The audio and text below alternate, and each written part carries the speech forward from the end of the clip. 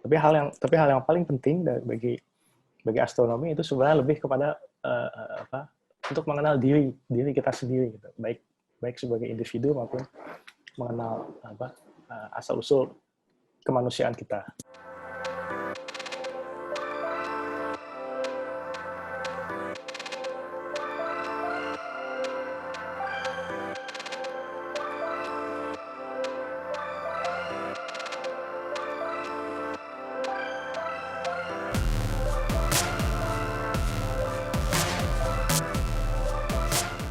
Halo. Halo Tri, apa kabar? Ya baik. Boleh cerita tentang Tri sekarang gimana bekerja begitu, terus persisnya apa ya pekerjaan Tri saat ini? Ya, jadi aku baru pindah kerja nih sebenarnya, baru banget nih Oh ya?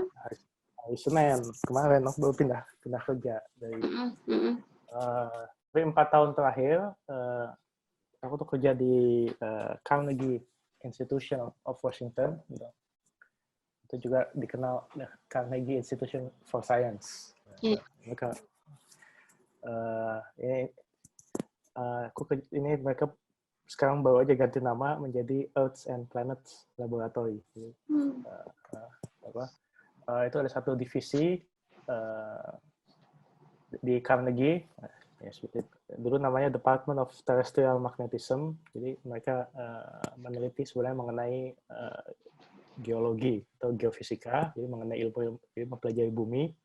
Tapi juga di situ ada grup astronomi, gitu, yang di dalamnya, gitu. Anggotanya nggak terlalu banyak. Gitu. Nah, kita dulu menyebutnya DTM, Department of Terrestrial Magnetism. Nah, salah satu staff DTM yang terkenal itu ada dua. Yang dulu namanya Vera Rubin. Vera Rubin itu dulu menjadi terkenal karena beliau adalah orang pertama yang menunjukkan bukti adanya materi gelap atau dark matter. Nah, materi gelap itu adalah satu zat yang kita sampai sekarang belum tahu itu apa. Itu adalah materi yang bagaimana ya? Itu adalah satu materi yang bisa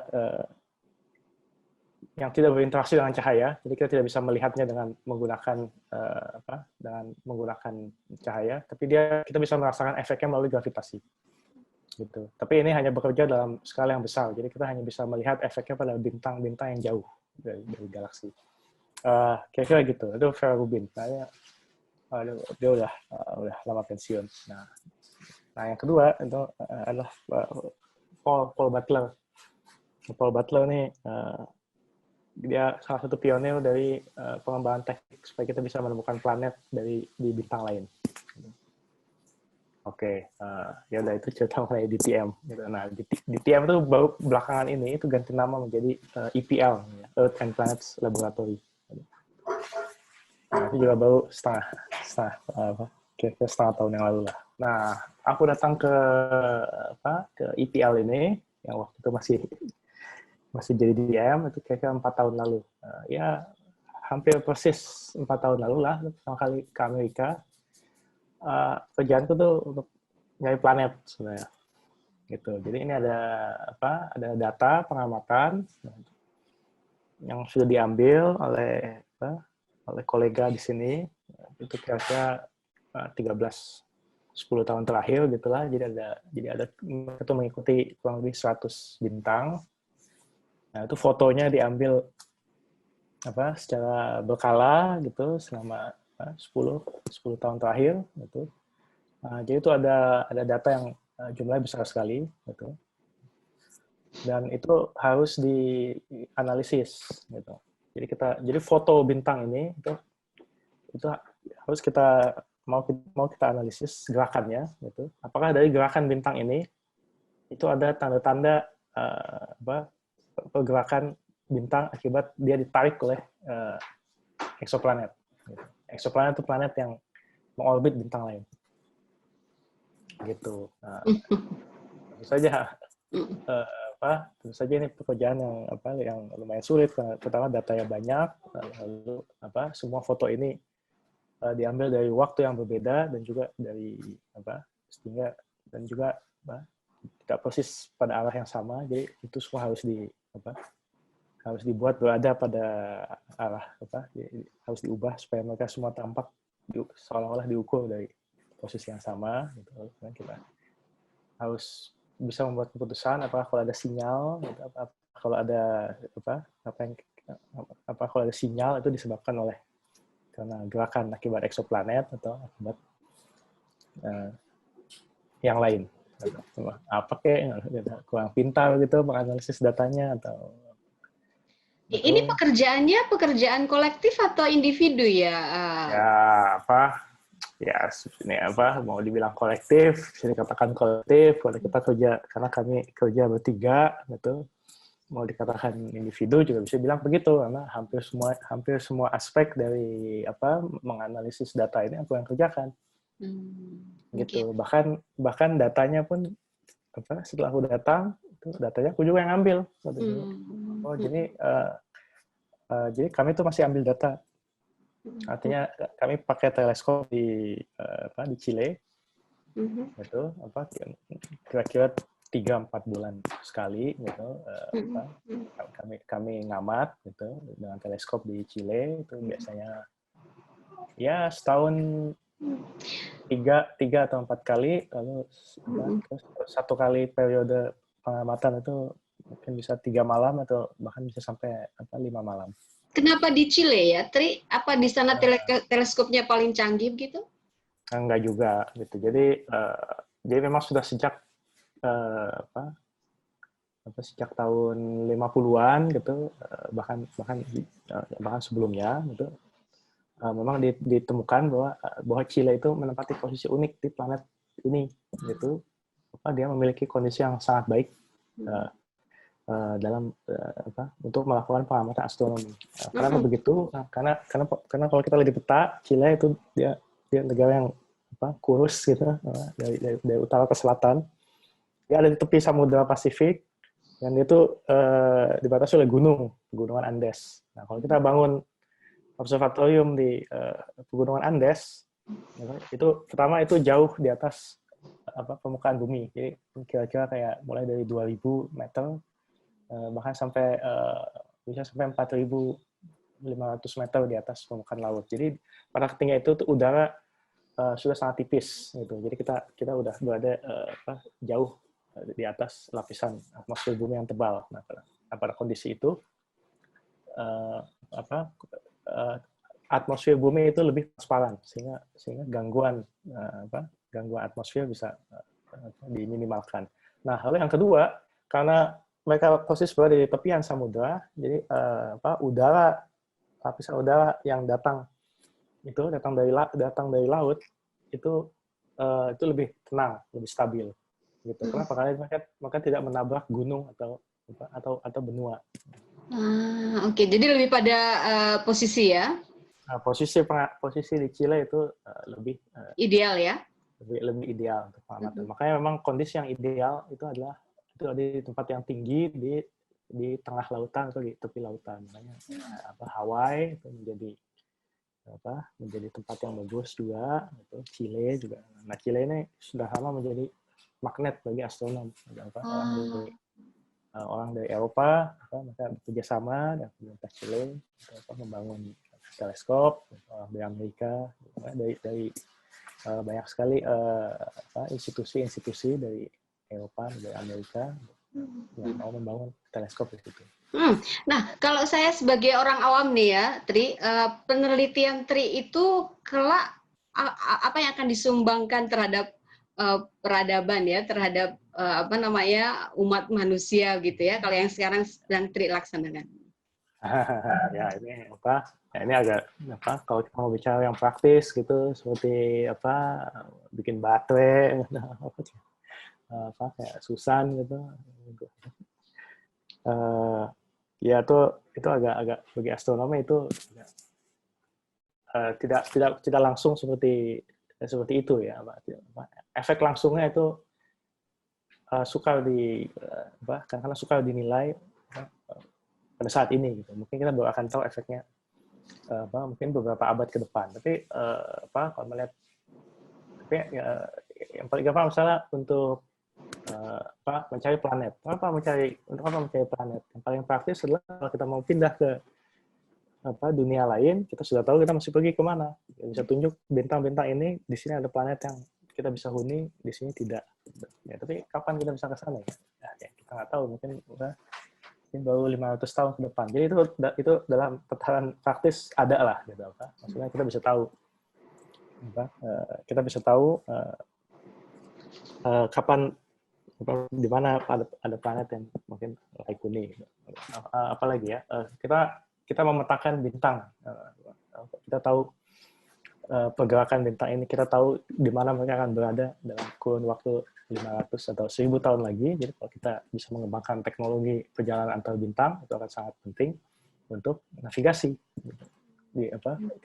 Kayak kapal antariksa, itu seperti di film Star Trek, bagaimana mereka menavigasi. Mereka harus tahu pada suatu saat bintang itu ada di mana, sehingga mereka bisa menentukan posisi mereka. Sama seperti kapal-kapal laut di zaman dahulu, kenapa astronomi menjadi sangat strategis, gitu. Karena memetakan bintang dari posisi kita di bumi membantu kita melakukan navigasi di bumi. Di masa depan tuh kan seperti itu. Jadi ada seluruh kegunaannya. Tapi hal yang paling penting bagi astronomi itu sebenarnya lebih kepada untuk mengenal diri kita sendiri, gitu. Baik sebagai individu maupun mengenal asal usul kemanusiaan kita. Gitu. Jadi karena kita adalah makhluk yang ingin tahu. Gitu. Kita ingin tahu asal usul kita. Gitu. Makanya kita ingin tahu dari mana siapa nenek moyang kita, gitu, siapa kakek nenek kita, dan juga kita ingin tahu kita ini sesungguhnya dari mana. Gitu. Karena itu kita mempelajari planet-planet, gitu, mempelajari bumi. Kita ingin tahu asal usul bumi. Bagaimana bumi ini bisa hadir. Kita mempelajari biologi, kita mempelajari kita ingin tahu bagaimana kehidupan itu bisa muncul, bagaimana kita berasal. Teori evolusi itu sesungguhnya adalah suatu penelaahan untuk mengetahui dari mana kita sesungguhnya berasal. Nah, lebih lanjut ke belakang, kita ingin tahu misalnya bagaimana planet seperti apa yang bisa menghadirkan kehidupan yang seperti kita. Di universe itu kan luas sekali ya, Tri ya. Nah, sebenarnya pengetahuan kita tentang universe itu berapa persen sih sejauh ini sepengetahuan Tri? Kita sudah tahu, kalau kita bicara alam semesta secara keseluruhan, kurang lebih kita sudah tahu apa yang terjadi dalam setengah jam pertama, dalam setelah alam semesta kita tercipta, gitu. Ada beberapa detail-detail yang kita belum pahami. Kita kurang lebih sudah tahu komposisi alam semesta itu kurang lebih apa, gitu. Sebagian besar adalah materi yang bisa kita amati dengan menggunakan cahaya. Ada materi gelap, gitu, yang tadi kita bicarakan, dark matter. So, ada komponen lagi namanya energi gelap, gitu, untuk komponen yang membuat alam semesta berekspansi tapi secara dipercepat. Gitu. Nah, tapi ya masih banyak misteri gitu. Kita tahu di situ ada dark matter, tapi kita sebenarnya belum tahu apa itu sesungguhnya dark matter, materi gelap. Kita tahu ada energi gelap, ada yang menyebabkan fenomena ini, tapi energi gelap tuh esensinya sesungguhnya apa kita sama sekali belum tahu. Jadi, tapi kita tahu bahwa itu ada suatu fenomena yang belum bisa kita jelaskan. Terus kita coba kasih apa yang namanya penanda, placeholder gitu. Bahasa Inggris apa ya, kayak oke, ini sebut aja namanya energi gelap lah. Sama kayak kita bilang si anu untuk menunjukkan itu. Jadi ada beberapa hal-hal yang kita bisa ketahui dengan cukup detail, gitu, yang secara mengejutkan bisa cukup detail. Tapi ada juga sebenarnya ada beberapa bagian yang kita tidak ketahui secara ketahui sama sekali, gitu. Kayak di peta zaman dahulu, di sini kita tahu daerah sini, itu daerah sini kita nggak tahu di sini agak. Ini Tri, beberapa tahun terakhir ini kan ada bukan booming ya, tapi kayak ada euforia tentang wisata ke ruang angkasa ya. Termasuk Oh Jepang ya. sendiri, dia mau mendirikan satu space station gitu ya di satu island. Dia akan menerbangkan sejumlah turis ke sana. Nah, apakah ilmu yang sekarang Tri dalami itu akan membantu mereka? Tadi kan Tri bilang bisa menavigasi gitu ya pesawat-pesawat ini. Apakah itu relevan gitu? Sejauh ini belum sejauh ini belum ada relevansinya. Itu mungkin nanti jauh ke depan. Saya kita semua udah lama meninggal, menciptakan teknologi yang lebih mutakhir gitu sehingga kita bisa melakukan perjalanan antar bintang gitu. Nah sekarang saat ini tahapan perjalanan antariksa manusia itu saya pikir itu baru sebatas kita ada di tepi pantai gitu loh. Masalah ombaknya gitu. Kita belum mencoba melangkah jauh ke tengah samudra gitu. Itu suatu hal yang sangat jauh sekali. Kita tuh baru sejauh manusia bisa pergi ke antariksa itu baru ke bulan. Oh itu yang paling jauh ya, yang paling jauh kita bisa mencapai itu baru ke bulan ya? Iya, kita sudah bisa mengirimkan wahana tidak berawak gitu sekarang dari tahun 70-an, 80-an itu sekarang itu sudah ada di pinggir tata surya kita. Jadi setelah 30 tahun berkelana Voyager, wahana Voyager dan Pioneer maka dikirim dengan didesain untuk bisa pergi jauh sekali dan mengarah keluar dari tata surya kita. Setelah hampir 40 tahun mereka udah mencapai pinggiran tata surya kita. Tapi manusia sendiri ya kita berambisi untuk bisa mengirimkan wahana berawak ke Mars. Itu yang selalu digembar-gemborkan oleh Elon Musk. Gitu. Tapi realistis manusia baru bisa pergi ke bulan lewat misi Apollo. Ya, terakhir kita pergi ke bulan Apollo 17 sampai tahun 70-an. Ya. Gitu. Menjawab pertanyaan itu ya sebenarnya itu relevansinya belum ada. Tapi pengetahuan astronomi yang sudah kita kumpulkan mengenai teori orbit, gitu, mengenai itu sangat membantu bagi kita untuk merancang atau menyusun rencana perjalanan antar planet. Jadi kita meluncurkan satelit atau wahana ke planet lain, baik berawak maupun tidak, itu sangat dibantu oleh pengetahuan kita mengenai apa yang dikatakan mekanika benda langit, yaitu bagaimana planet-planet ini berinteraksi melalui gaya gravitasi sehingga kita bisa meramalkan di mana posisi mereka di masa depan. Gitu. Nah, itu pengetahuan yang sudah saat ini sudah sangat mantap. Nah, kalau kita lihat film-film science fiction itu ya, kayak Star Trek gitu ya, kayaknya asik banget gitu ya. Itu sepertinya sesuatu yang visible ya, maksudnya bakal bisa terjadi seperti itu gitu ya. Nah, kalau menurut Tri sendiri, seberapa jauh sih kita akan mencapai apa yang digambarkan dalam film-film science itu ya? Ya kalau aku sih melihatnya sebenarnya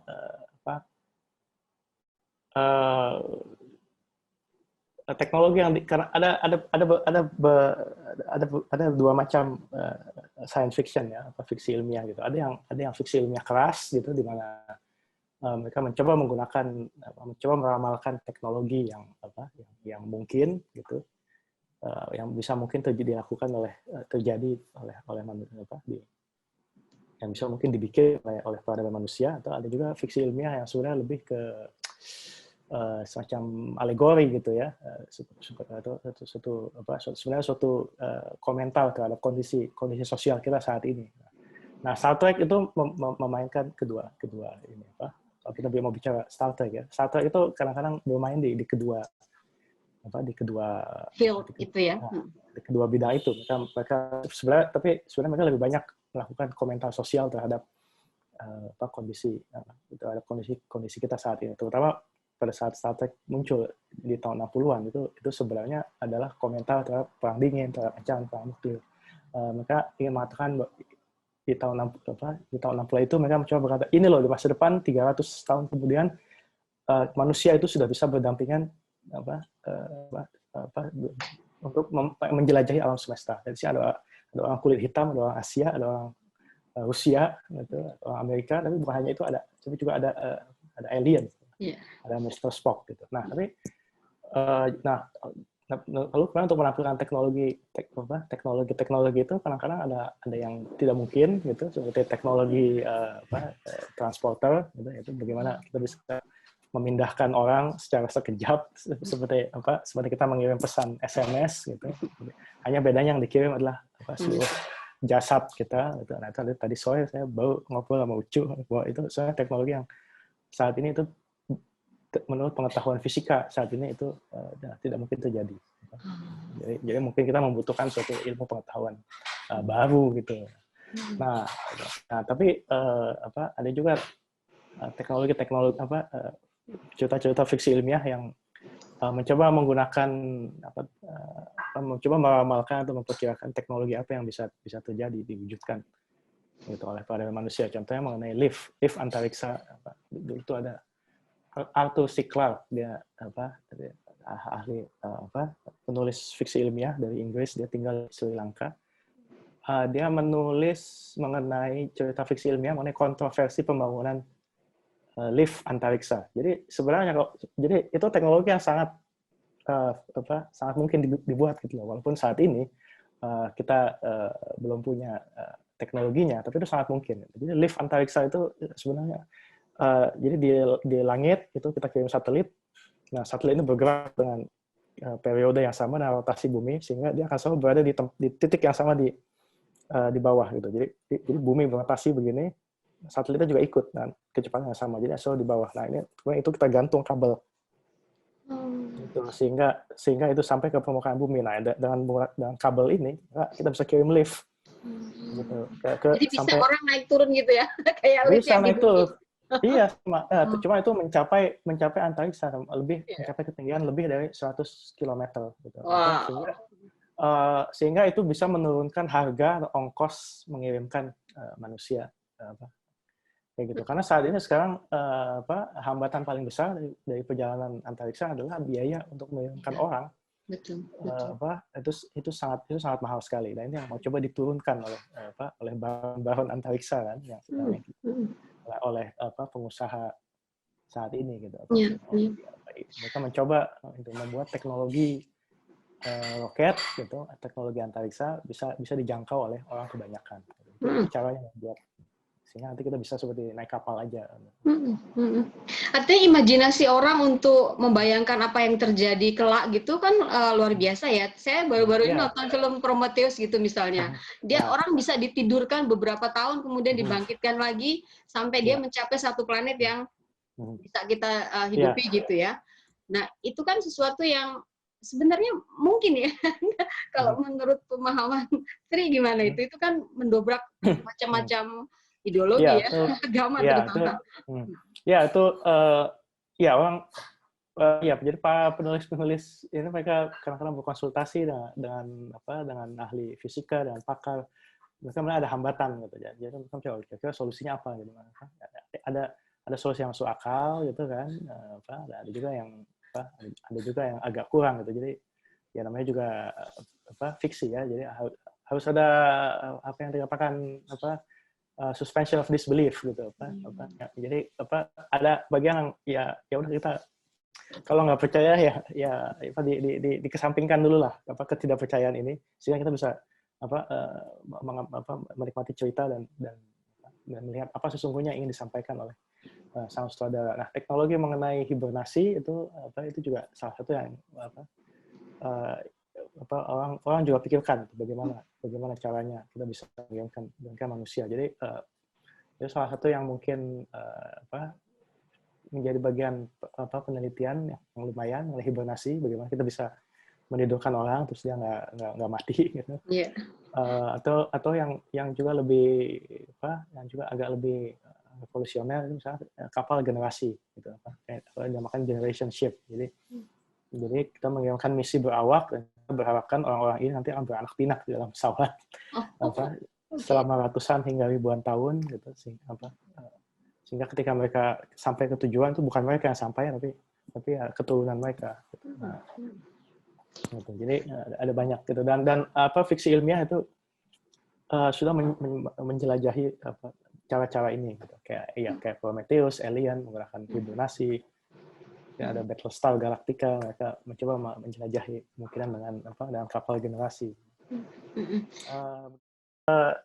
Kayaknya untuk pembangunan kolaborasi internasional yang saya lihat yang cukup berhasil itu adalah kerjasama LIPI dengan CERN di Swiss, di mana Indonesia sekarang sudah bisa menjadi saya nggak tahu sampai mana, tapi dulu itu kita sudah bisa menjadi anggota pengamat, anggota observer dan kita menjadi bagian dari eksperimen fisika yang namanya ELIS.